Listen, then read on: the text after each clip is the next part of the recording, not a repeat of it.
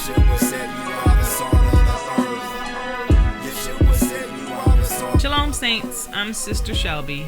During this series of teachings, we will be covering the topic of holiday origins and why us as believers should not be celebrating them. How the great deceiver, the fallen angel, Satan, has tricked the entire world into believing that we are supposed to observe these pagan holidays in place of Elohim's commanded holy days. We will uncover and reveal how most of us are unknowingly performing paganistic rituals during these celebrations, and that these so-called holidays are completely devoid of Yeshua and have nothing to do with the Father Elohim's holy feasts. Let's uncover the origins of these celebrations. Deuteronomy 12:4 NIV states, "You must not worship the Lord your God in their way." The days leading up to Christmas, also known as Advent, kissing under the mistletoe, caroling, Yule logs, wreaths, decorating trees, hanging stockings over the fireplace, feasting with loved ones, gift giving, and drinking ourselves into oblivion were all aspects of pagan holidays that were adapted into Christmas celebrations over the years. Who were pagans and what did they worship? What do I mean when I say someone or something is pagan? This broad term encompasses a large group of people from the ancient Chaldeans to the Babylonians, Romans to the Scandinavians. Vocabulary.com defines the word pagan as followers of an ancient religion that worshipped several gods, which is polytheistic. Today, pagan is used to describe someone who doesn't go to synagogue, church, or mosque. It could be that they worship several gods at once, or they have no interest in a god at all. In early AD, as Christianity spread throughout Europe, missionaries came across various groups of people with different beliefs and religious systems. These groups worshipped other gods other than the one true holy Elohim and were deemed as pagan. A lot of the time, when these missionaries settled with these other folks, they would incorporate or infuse certain customs and beliefs into the Christian religion, making a new paganistic Christian hybrid. And even though these Christians were charged with the task of spreading the one true religion across Europe, they were instead enamored and fascinated by a lot of the traditions, customs, and ways of pagans. Matter of fact, captivated enough to pick up some of those customs, traditions, and beliefs and adopted them, making them part of Christian celebrations. Blatantly obvious pagan traditions that have become staples of the Christmas holiday are gift giving, decorating trees, the image of Santa Claus, Saint Nick, Kris Kringle, or whatever other name he goes by, Christmas stockings, decking the halls with holly, Yule logs, and Christmas caroling.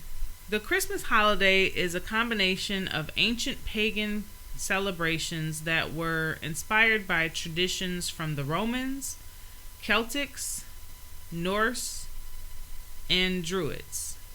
Each one of these different pagan groups shared one big common celebration that just coincidentally, more than likely on purpose, fell around Christmas time. This celebration is called the winter solstice.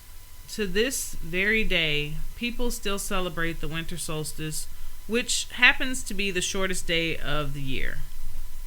Winter solstice was and still is a huge part of pagan life.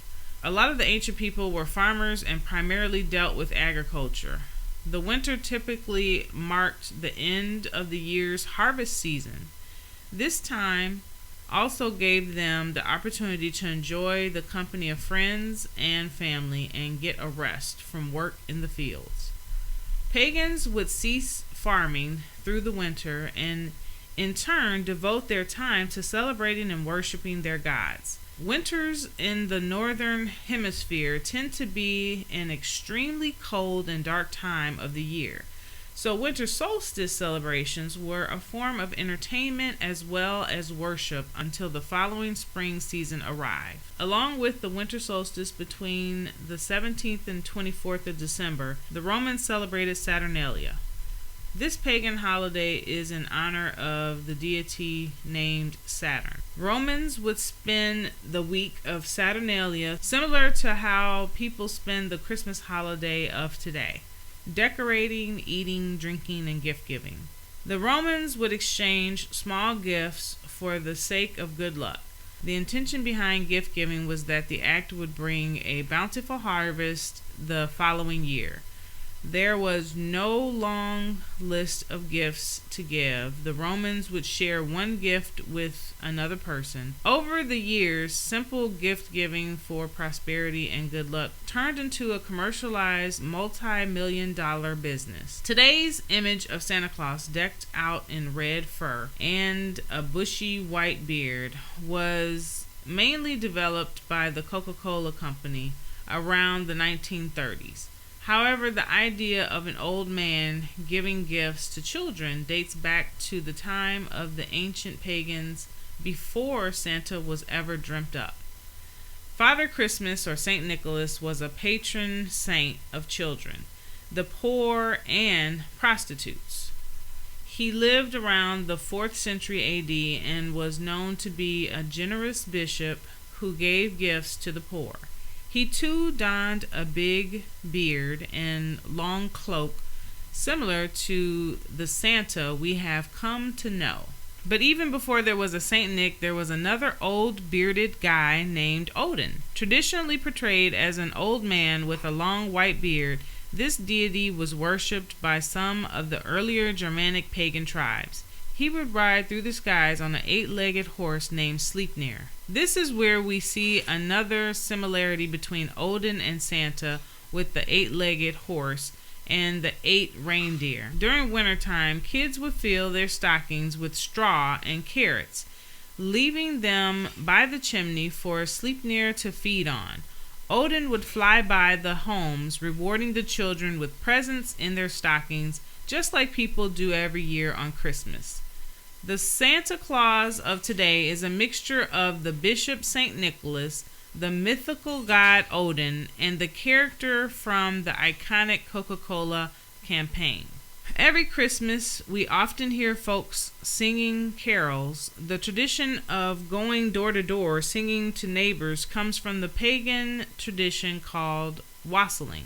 The word derives from the Anglo-Saxon phrase of S.A.L.T, which translates to good health. Each year, some group of wassailers would roam through their villages singing loudly with the goal of banishing evil spirits and wishing good health. To help set the mood of the festivities, wassailing groups would have their traditional drink on hand, which was made from mulled ale, curdled cream, roasted apples, eggs, spices, and sugar. In the 13th century, St. Francis was inspired from these groups of gleeful singers and thus started the tradition of Christmas caroling. When it comes to mistletoe, the Romans, Celtics, Druids, and Norse all considered it to be a very sacred plant, and it was used in several pagan rituals. The Romans used mistletoe to honor the pagan god Saturn. To appease him, worshippers would perform sexual rituals underneath branches of mistletoe. Although nowadays people have toned it down to just a simple kiss, the ideas of desire, passion, and lust are still prevalent when relating to mistletoe. As for the Druids, mistletoe symbolized peace and joy. Holly is another plant connected with pagan god Saturn. During the holiday of Saturnalia, Romans would make wreaths of holly to exchange as gifts for good luck. Around the same time of Saturnalia, some early Christians began to celebrate Christmas, often blending aspects of the two beliefs together. To avoid persecution for celebrating the Messiah and make it look like they were instead celebrating Saturnalia, these Christians hung wreaths of holly around their homes. This allowed them to be able to embrace their newfound religion of Christianity and still celebrate the pagan holiday. Eventually, as the amount of practicing pagans decreased, holly was hijacked and became a symbol of Christmas instead of Saturnalia. Inspired by the Romans, tree decorating is another Christmas tradition rooted in paganism. In addition to feasting, drinking, and gift exchanging during Saturnalia, Romans hung small metal ornaments on trees outside their homes. Each ornament represented a different pagan god for the family's personal patron saints. Early Germanic tribes practiced similar tree decorating customs. Instead of ornaments, they used fruits and candles to honor their god Odin during the winter solstice. Unfortunately, Christians have merged the pagan tradition of decorating trees with ornaments, candles, and fruits to symbolize the birth of our holy Savior Yeshua, when one thing literally has nothing to do with the other. For further study, you can go to thewaydoc.com.